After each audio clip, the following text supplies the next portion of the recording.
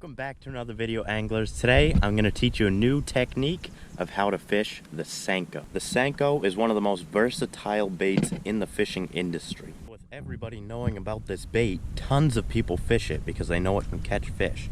Catches numbers, and sometimes you can get lucky and catch some big bass on them. So the thing is that since so many people fish this bait, and it only has a couple different ways to rig, which is your standard wacky rig and your Texas rig, where it's a nice flat worm going through the water, or you can add a weight to it and drag it on bottom.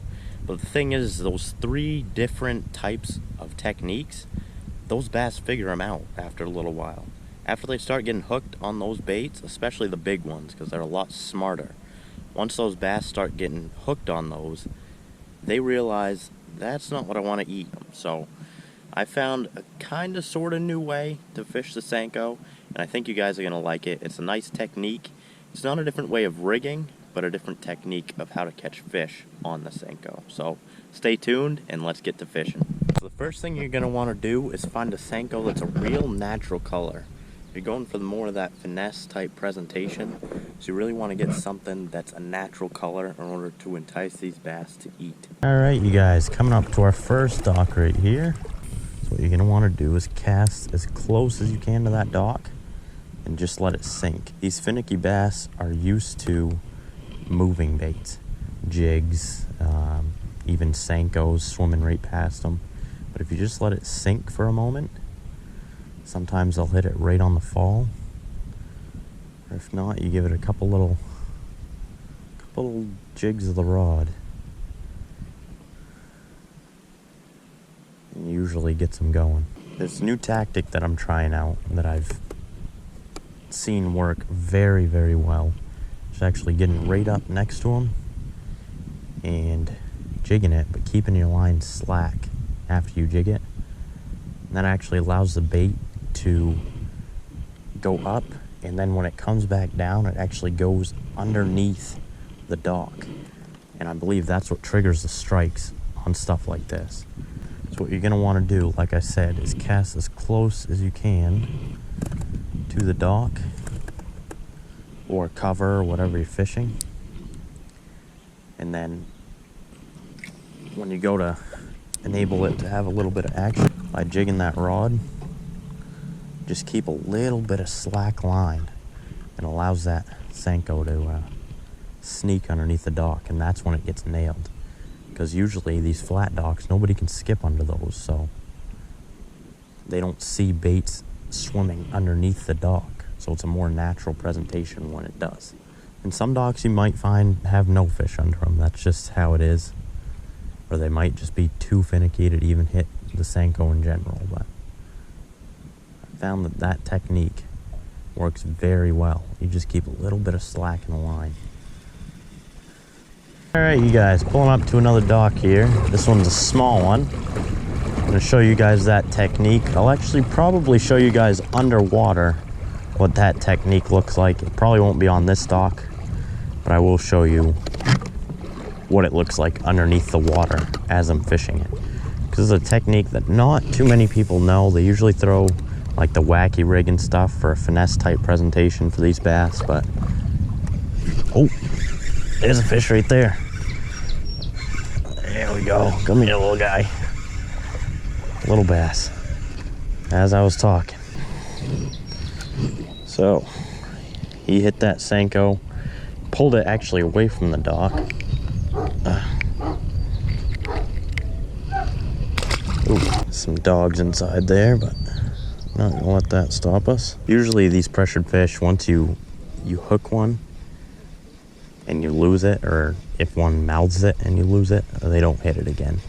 They're very pressured. I think there's another campground over there. There's lots of people that fish in this lake, especially the people who are avid bass fishermen. Sometimes it can be hard to get these bass. Ooh. Oh, that's a good one. Right under that dock.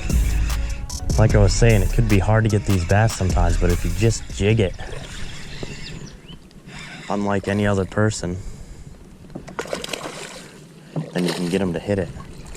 I cast it at that dock 3 or 4 times, hooked one fish off it, got bit by another right off the dock, This one was on the other corner, just sitting there waiting for something to swim by. But these fish are very pressured.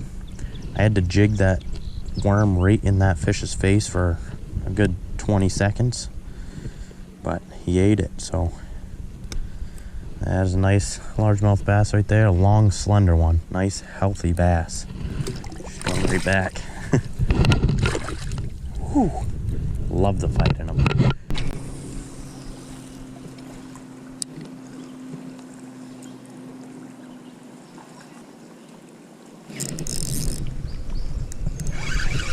There we go. There's a nice bass. Get over here, buddy. Strong bass. Right off that dock.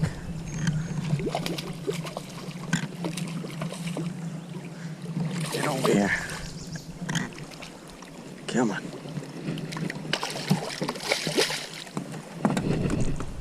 Yes. There we go, right through the top of the mouth and right off that dock right there. As you can see, it's sitting right on the water, which allows a lot more shade actually. If they're sitting above the water, it's a little bit less shade, and depending on where the sun is shining, that shade could be angled. So the shade wouldn't be directly underneath the dock, it would be out in the open, which the bass don't really like that. So I think they're sticking to more docks like this. If you can find docks that are right on the water, I would fish those. That's where most of the big ones are heading, hiding. Awesome fish. Going right back.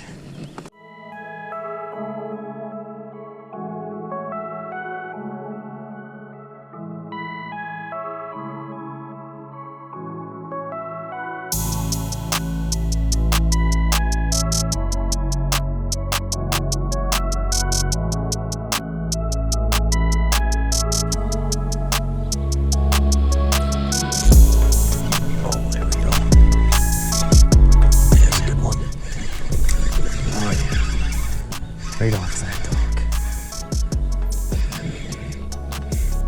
Right off the dock. That is a nice bass. Get over here. Might be the best one today right there. Oh. Come here. Come here.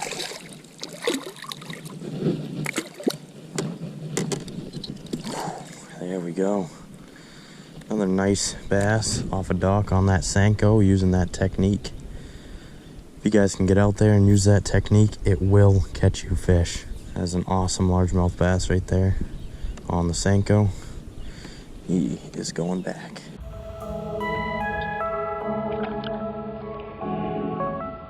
Thank you guys so much for sticking tuned to the end of the video. If you haven't tried this method before, you need to.